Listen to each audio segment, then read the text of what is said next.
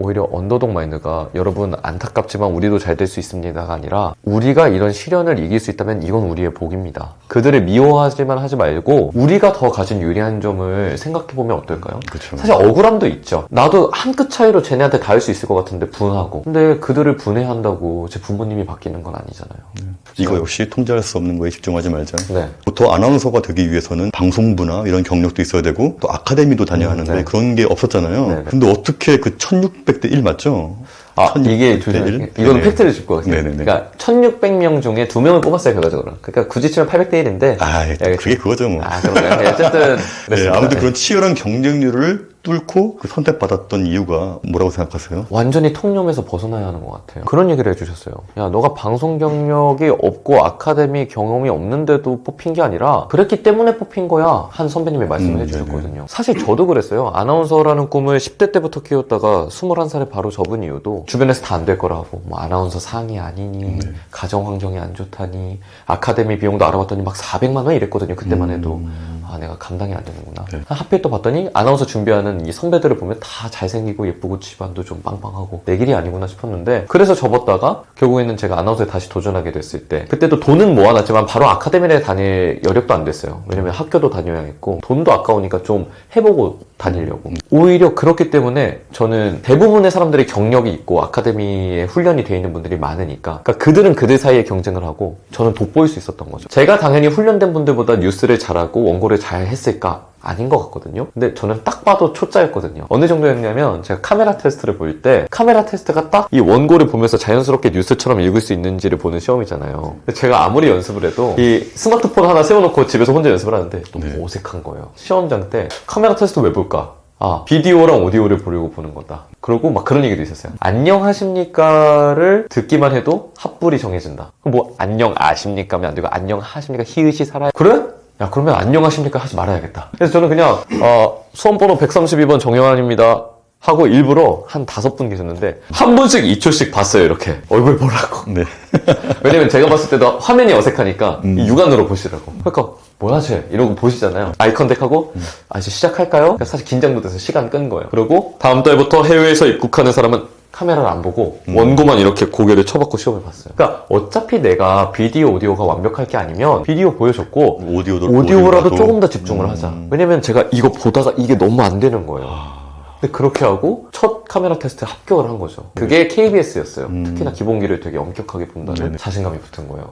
그리고 또 하나, 넥타이도 잘 멜 줄 모르고 셔츠가 너무 어색한 거예요. 그래서 저는 야, 어차피 나는 초짜 티를 내야 하고, 그때 대학생이니까 경험을 쌓자. 저도 어차피 5년짜리, 7년짜리 아나운서 준비 계획을 짰는데 내가 하면서 그때 가서 계획을 바꾸기보다는 신기한 도전은 지금 다 해놓자. 떨어져도 덜 타격받으니까. 그래서 풀 정장을 안 입고 갔어요. 티셔츠 위에 자켓 하나 걸치고. 근데 시험장에 갔는데 다 쳐다보는 거예요. 저 뭐야? 그 순간 저는 역시 내가 잘못했나 보다는 야, 일단 눈에는 들어오겠다. 정말 시험장 가면 비슷하게 생긴 분들이 많거든요. 다 여성분들은 단색 원피스에 물결 웨이브, 남자분들은 다 포마드로 넘기고 정장 입고. 내가 기억에 남을 수도 있겠다. 야 잠깐만, 쟤 걔 아니야?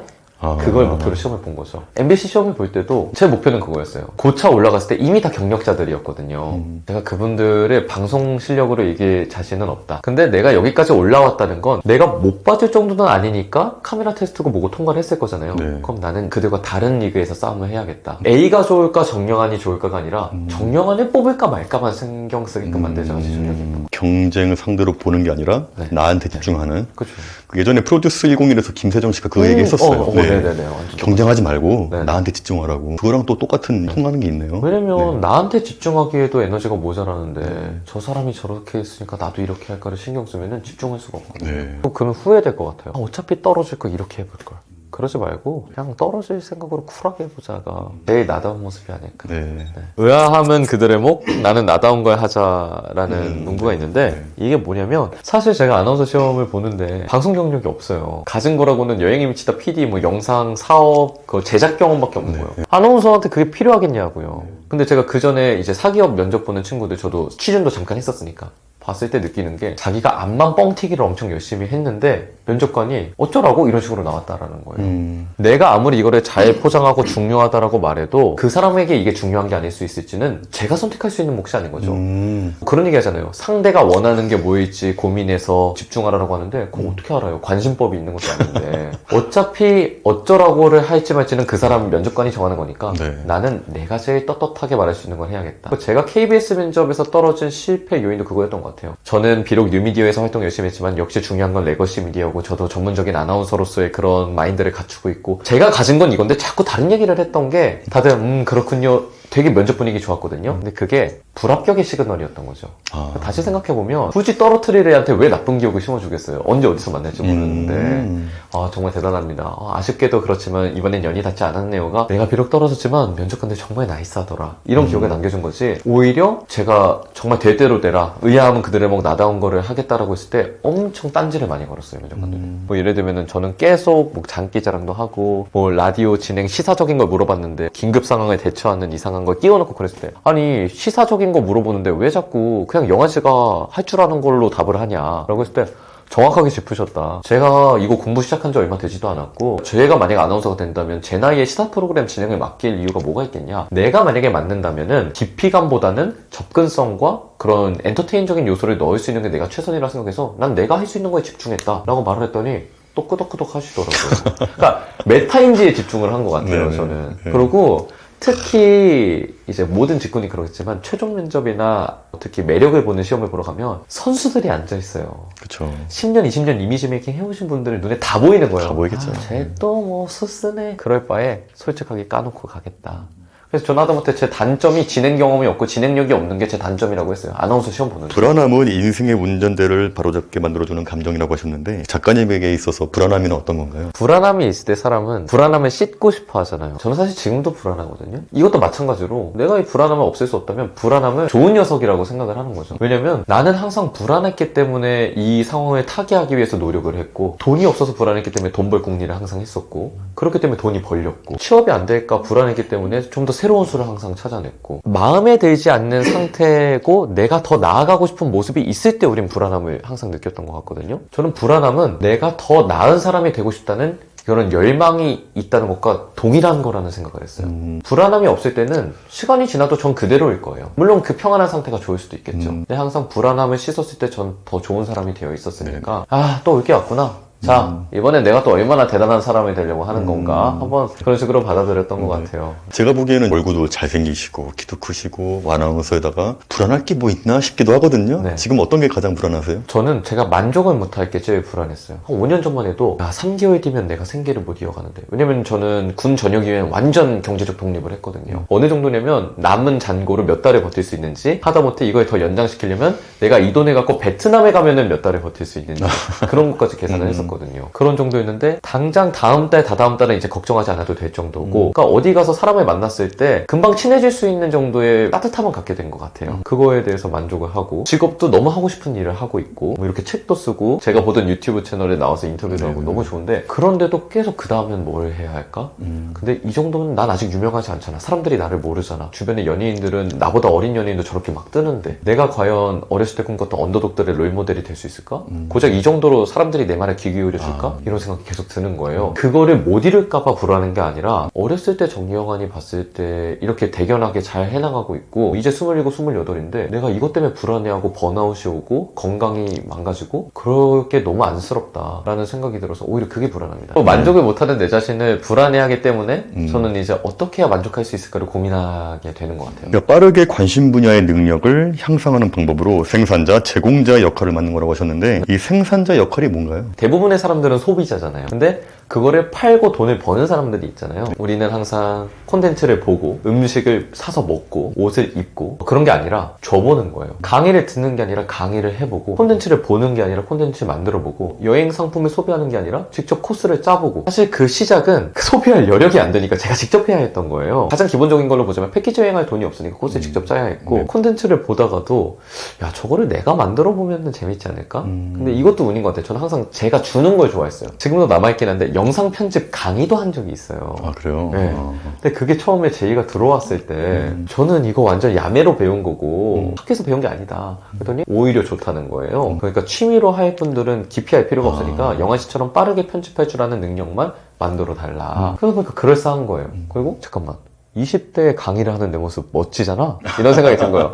그러니까 일단 도장을 찍었어요. 네네. 근데 일단 저지르고 나니까 그렇다고 그냥 이렇게 대충 하면 돼요? 이렇게 알려줄 수는 없잖아요. 그렇죠. 제대로 그거를 하기 위해서 제가 또 책을 사고 공부하고 또 강의를 저도 듣고 무언가를 내가 책임을 지고 제공을 하기로 마음을 먹으면 평소에 소비하던 것보다 훨씬 이상의 소비를 하게 돼요. 하다못해 내가 옷을 팔기로 작정하고 옷을 만들기로 작정을 하면 평소보다 더 많은 옷을 보게 되고 사게 되고 네. 공부를 훨씬 많이 하게 되죠. 네. 아까도 그랬듯 마치 불안함을 느끼면 내가 노력을 하는 것처럼 네. 책임을 지면 불안하게 되잖아요. 네. 똑같은 거예요. 그러면은 내가 어느 때보다도 더 필요에 의해서 소비를 하고 공부를 하게 된다. 그러니까 여러분들도 여러분들이 좋아하는 거 있잖아요. 뭐 애니메이션이든 영상 콘텐츠 유튜브든 옷이든 이거를 내가 직접 누군가에게 준다면 그래 버릇하면은 더 깊이 있게 보게 되고 그 남들에게 무언가를 줬을 때 뿌듯함을 느끼게 되고 그게 훨씬 더 선순환을 이루게 되더라고요. 또 결과적으로는 시간이 지나고 나면 그게 다 돈으로 회수가 되는 것 같아요. 저는 면접 준비를 하면서 지금 너무나 많은 취준생들이 내 모습이 아니라 보여지고 싶은 내 모습, 그렇죠. 면접관이 좋아할 것 같은 내 모습을 꾸며서 말하는데 근데 면접의 취지 자체가 그게 아니잖아요.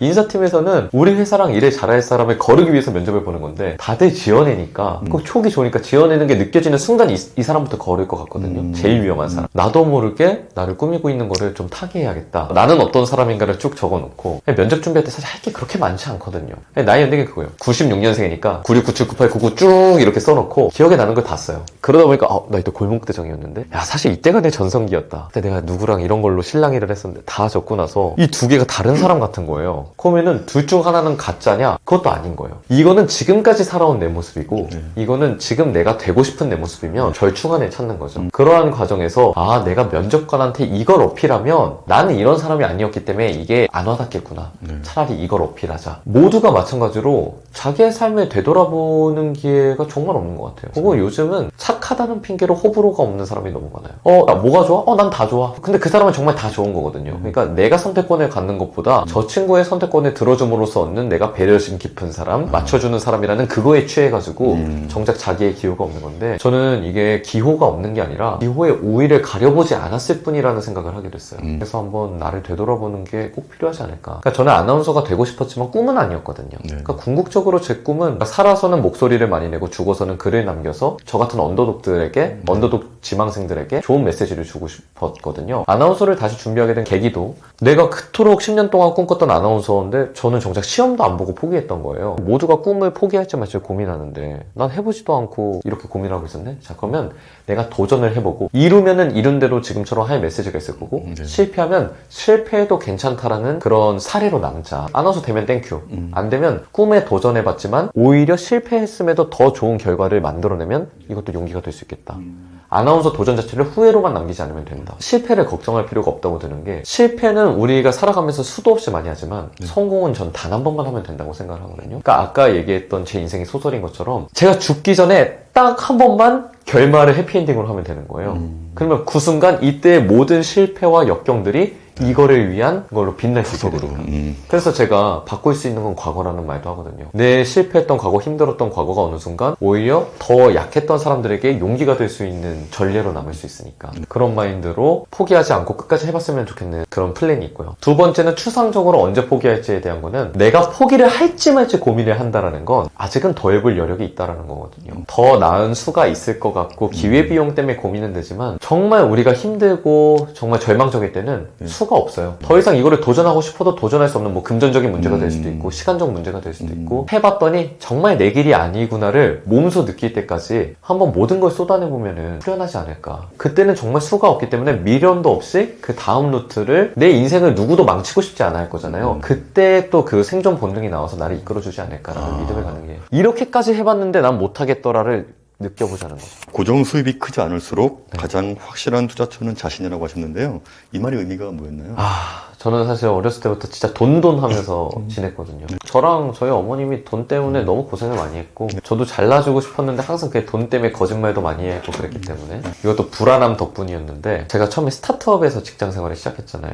이게 인간이 만족을 못하는 게 그래도 제가 PD고 그러니까 막 250, 300만 원을 막 23살 때부터 벌었거든요. 하다못해 집 잘 살아서 용돈 50만 원, 100만 원 받는 애들보다 돈이 많아진 거죠. 그럼 제가 만족을 하냐? 그게 아니라 뭐가 두려웠냐면 친구들이 회계사 준비, 전문직, 대기업 준비를 해요. 그럼 얘네는 못해도 400, 500씩 받으면서 시작하는 애들도 있을 거잖아요. 그러니까 저는 여행 다니면서 2, 300 받는 게 너무 행복한데 미래의 제가 열등감을 느끼게 되게 불안한 거예요. 지금 받는 200, 300이 그 친구들이 훗날에 바뀌어야 될 400, 500보다 가치 있으려면 어떻게 해야 할까? 첫째는 이 경험, 내가 이 액수보다도 여행을 다니면서 일찍이 쌓은 사회 경험을 활용해야겠다는 생각이 들었고 둘째는 본인이 돈을 벌게끔 하자. 근데 저도 그때도 인정했어요. 나 투자 공부해도 할 시간도 없고 몰라. 너무 어려. 그냥 일찍이 그런 ETF나 기술주 가장 1등 회사들에 투자를 했었거든요. 근데 그게 결과적으로는 코로나 때 3분의 1이 되면서 절망도 했지만 그렇게 하면서 투자에도 관심을 되게 많이 가졌어요. 야, 내가 2년 동안 번 돈이 한 달 만에 2배가 되네? 또 불경기 이게 오면서 막 주식이 매일 오르지가 않게 됐잖아요. 오히려 떨어지고. 가만히 보니까 제가 높게 생각했던 1년 평균 수익률도 막 기껏해야 7%, 10%인데 이것도 높게 잡아서. 근데 내가 내 몸값에 자기 개발을 했을 때 내 몸값이 1년에 5%, 10%가 안 오를까? 1년 동안 내가 공부를 했을 때 내 월급이 만약 300만 원이면 30만 원을 못 올릴까? 아닐 것 같은 거예요. 오히려 큰 돈을 벌 시기는 따로 있다. 지금은 시드도 없고 지금 투자에 이렇게 하는 거는 막말로 내가 50대가 넘어가서 육체적으로 좀 더 느려져도 그때도 컴퓨터 앞에서 투자할 수 있는 거잖아요. 그럴 바에 지금 사람들이 다 신기하고 도와줄 때 여행도 많이 다니고 어학 공부도 하고 사람들도 많이 만나고 이거는 나이 들어서 했을 때보다 지금이 훨씬 더 가치가 있다. 그걸 계속 비교를 하게 됐던 것 같아요. 내가 돈을 많이 못 번다고 불안해할 게 아니라 돈을 많이 못 벌 때는 돈을 버는 것보다 더 가치 있을 게 무엇일지를 찾아서 사실 이게 도움이 될지 안 될지 몰라요. 그렇지만 심리적으로 안도를 하는 거죠. 제 감성들이 채널의 모토가 그냥 하기입니다. 그냥 하기. 네. 이야기를 하면 할수록 그냥 하기의 힘을 잘 알고 계신 분 같은데 네. 그 저자님에게 있어서 그냥이란 어떤 의미인가요? 저는 책에 보면은 의미를 엄청 찾아야 한다라고 강조를 하거든요. 근데 이거는 상충되는 거잖아요. 그냥 하는 게 아니라 왜 해야 하고 뭐가 나한테 의미가 있고 뭐가 유리하고 오히려 좋아하고 그 중에 저도 그냥의 시그널에 대해 얘기하는 게 있어요. 좋아하는 것들 잘하는 것들을 막 뽑잖아요. 그럼 그 중에서 하나를 골라야 하는데 이게 이러한 이유니까 이게 더 좋지 않을까 이거를 비교를 하다가 가끔씩 뭘 해야 할지 모르겠어요. 당신은 왜 이걸 하고 계신가요? 했을 때 몰라요. 저는 그냥 이거 해요. 이게 자꾸 손이 가더라고요. 라고 하는 거는 우리가 흔히 이유를 찾고 의미를 찾을 때는 이것도 불안하기 때문에 찾는 거거든요. 내가 지금 왜 이러고 있지? 안 좋은 상황이잖아요. 왜 이러고 있는지 이유를 찾아 그래 나 이래서 하는구나 안도를 하고 내가 뭘 해야 좋을까? 막 이런 거는 계속 이유를 찾는 거는 불안하고 채워지지 않기 때문인데 그냥 하는 거는 이유가 필요 없는 거거든요. 마음이 머리보다 똑똑하다고 믿어요. 마음이 머리보다 본능적으로 하는 거. 네네. 그러니까 우리가 뜨거운 거를 만졌을 때 내가 손을 떼야지 이렇게 생각을 하기 전에 저절로 손이 떼져 있잖아요. 그런 것처럼 내 본능을 믿기 때문에 내가 생각했을 때 이게 득이 될지 실이 될지 나중에 어떻게 될지를 계산하기 전에 내가 이걸 하고 있다라는 거는 무의식적으로 이게 나를 더 좋은 것으로 안내해 줄 거라는 모종의 확신이 있기 때문에 한다라는 거죠. 네. 그래서 좋아하는 것 중에 뭘 해야 할지 고를 때는 가장 이유가 없는 그냥 하는 거를 우선순위로 둘 필요가 있다. 그런 것처럼 의미라는 거는 언제든 바뀌지만 이 촉과 그냥이라는 거는 그냥 본능적으로 따라가는 거기 때문에 어쩌면 더 신뢰할 수 있는 대상인 것 같아요. 네. 제가 솔직히 이 책을 딱 봤을 때 내가 만약에 고등학교 때 이 책을 봤으면은 인생이 좀 많이 바뀌었을 것 같아요. 내가 지금까지 살면서 깨달은 것들의 법칙들이 여기 나와 있더라고요. 그래서 많은 분들이 봤으면 좋겠는데 저자님이 보시기에 어떤 분들이 이 책을 봤으면 좋겠나요? 환경 때문에 내가 변할 수 없을 거라는 근데 그런 아쉬움을 갖고 있다는 거는 바꾸고 싶다는 열망이 있는 거거든요. 제가 그것 때문에 힘들기도 했어요. 제가 아나운서 되고 왜 힘들었냐면 나는 언더독들의 롤모델이 되는 게 내 꿈이었는데 7살 때 정영환을 앞에다 놓고 TV에서 제 모습을 보여줬을 때 언더독처럼 보일까? 운이 너무 많이 따라준 거예요. 너도 이대로만 살면은 저렇게 될 수 있어라는 말을 했을 때 과연 얼마나 믿어줄까에 대한 자신이 없는 거죠. 그렇다고 했을 때 그러면 제가 지금 이룬 게 그렇게 대단하냐? 그렇게 봤을 때 대단한 것도 없는 것 같고 엄청 열악했냐를 봤을 때 운이 너무 따라준 것 같고 이도저도 아닌 것 같은 것 때문에 제가 너무 힘들었거든요. 거기서 포인트를 맞췄던 것 같아요. 어렸을 때 정영환이 정말 세상 사람 모두가 알아주고 막 100억, 1000억을 갖고 있는 그런 부자를 꿈꿨느냐? 아니거든요. 그냥 당장 다음 달에 돈 걱정 없이 엄마랑 맛있는 거 먹고 싶고 가고 싶은데 가고 싶고 뿌듯함을 느끼면서 일하고 싶고 그 정도만을 바랬던 저희 어린 시절을 떠올렸을 때 제 책을 읽고 정말 여러분이 시중에 나와 있는 모든 자기계발서처럼 부자가 될 거라고 월 1000만 원을 벌 수 있을 거라고 저는 생각하지 않아요. 근데 마인드를 갖고 만족을 해나가면서 고민을 하고 정말 나 이런 사람이었었지. 없던 게 생기는 게 아니라 여러분들 안에 갖고 있었던 그 과거의 긍정적인 희망들, 그리고 더 나아질 수 있는 여러분이 가진 것 중에서의 최선의 모습을 이끌어가는, 그러니까 저처럼 될 수 있습니다가 아니라 저와 함께 같이 가봅시다. 하나의 이 마인드를 전파하는 동료가 됐으면 좋겠습니다. 마지막으로 저희 감독님들에게 인사 부탁드리겠습니다. 아, 네, 우리 감독님들, 저도 결국에는 뛰어난 능력을 올린 것보다도 인간관계나 아니면은 스스로 마음을 다스리면서 이 삶이라는 게 무엇일까를 계속 알아가고 그냥 의미를 새롭게 부여하고 있는 것 같거든요. 저도 여러분들과 함께 또 감성대디님 시청도 하고 공부를 했던 사람 입장에서 너무 신나요. 여러분들도 또 생산자가 되어가지고 감성대디님께 받은 영감들을 여러분의 방식대로 많이 전할 수 있는, 저는 현실이 안 바뀌어도 긍정적일 때 저는 더 만족을 할 수 있게 됐거든요. 그걸 많이 바이러스처럼 퍼뜨려주시는 우리 감독님들이 되셨으면 좋겠습니다. 네. 저 어디 가서 친한 동생이야 해도 되나요? 많이 해주십시오. 네, 알겠습니다. 그럼 감사합니다. 네.